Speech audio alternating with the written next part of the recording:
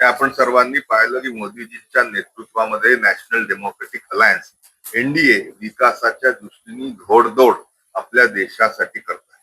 मागच्या 2 महिन्यापूर्वी आपण पाहिलं की महिला आरक्षण विधेयक हे कुठेतरी पारित होऊ शकलं नाही, कारण की 2/3 मेजॉरिटी ही लोकसभेमध्ये आणि राज्यसभेमध्ये एनडीएची अपेक्षा.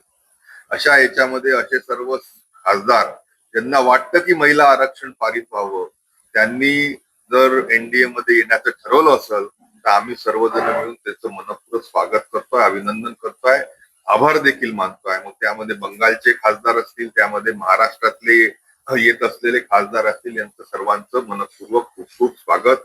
नक्कीच 2/3 मेजॉरिटी लोकसभेमध्ये आणि राज्यसभेमध्ये असल्यास डिलिमिटेशन बिल असेल, महिला आरक्षण असेल, युनिफॉर्म सिव्हिल कोड असेल, किंबहुना 1 नेशन 1 इलेक्शन असेल, अशा प्रकारचे अतिशय महत्वाचे विधेयक हे पारित होतील, ज्याच्या माध्यमातून देश हा जास्ती आपला ताकदवान होईल आणि मोदीजींच्या नेतृत्वामध्ये 2047 विकसित देशाचा संकल्प आपला नक्कीच पूर्ण होण्यामध्ये मदत होईल. राज्यामध्ये आपले काही आक्षेप आहे की समजा राज्यामध्ये अशा प्रकारे ऑपरेशन झालं तर महायुतीमध्ये काही नाही, मी ऐकलं की अभी तो ये झाकी है, ट्रेलर है, पिक्चर अभी बाकी है, या सर्व संदर्भामध्ये सुगावा लागता असं वाटतं की आपण जसं म्हणताय की काही आमदारांना इकडे महायुतीमध्ये आणण्याचे प्रयत्न.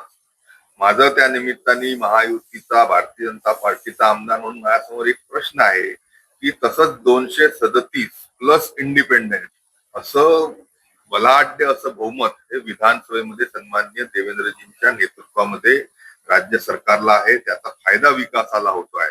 आणि 2/3 पेक्षा जास्ती, 3/4 पेक्षा जास्ती त्या निमित्ताने संख्याबळ हे सत्ताधारी पक्षाकडे, महायुतीकडे असल्यामुळे अजून त्याच्यामध्ये गर्दी कशाला असावी अशा मताचा नक्कीच मी आहे. सोबतच आपल्या ह्या लोकशाहीमध्ये, पार्लमेंटरी डेमोक्रेसीमध्ये विरोधकांचा देखील आवाज प्रत्येक सभागृहात असावा. विधानसभेमध्ये थोडेफार का होईना जे विरोधक आहे, आमदार आहे, त्यांनी जिथच्या तिथं राहावं, इथं येण्याची कृपया करून काही आवश्यकता आहे असं मला वाटतं. खरं तर आपल्याला असं वाटते का की जे सत्ताधारी पक्षाचे आमदार आहेत त्यांना सत्तेमध्ये असल्यामुळे अधिक निधी जो आहे विकास कामांसाठी मतदारसंघात तो मिळत असतो, अधिकचे आमदार आल्यानंतर त्या तो वाटा साधारणपणे कमीच होणार, तर असं काही तुम्हाला वाटतंय का, भीती किंवा चिंता त्यामुळे असं आपण म्हणतोय?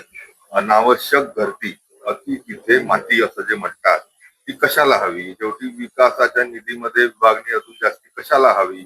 समोर चालून 2029च्या विधानसभेच्या निवडणुकीमध्ये, विविध जिल्ह्यांमध्ये स्थानिक स्वराज्य संस्थांच्या निवडणुकीमध्ये जे तिकीट वाटपामध्ये गोंधळ आणि घोळ होऊ शकतो, तो आजच जर आपल्याला त्याच्यापासून दूर राहायचं असेल तर मला असं वाटतं अजून जास्ती आमदारांची गरज महायुतीमध्ये नाहीये. 3/4 पेक्षा जास्तीची संख्या ही नक्कीच महायुतीत आहे. आपण आपल्या नेत्यांना आणि महायुतीच्या पदाधिकारी नेत्यांना काही याबद्दल सांगणार आहे का, किंवा आपलं जे म्हणणं आहे ते कळवणार आहे? हे नक्कीच या सर्व संदर्भामध्ये पक्षाच्या नेतृत्वाकडे मी माझं मत मांडील. बाकीच्या आमदारांचं देखीलही अशाच पद्धतीचं मत आहे हे मला येणाऱ्या दूरध्वनीच्या माध्यमातून मला कळत आहे.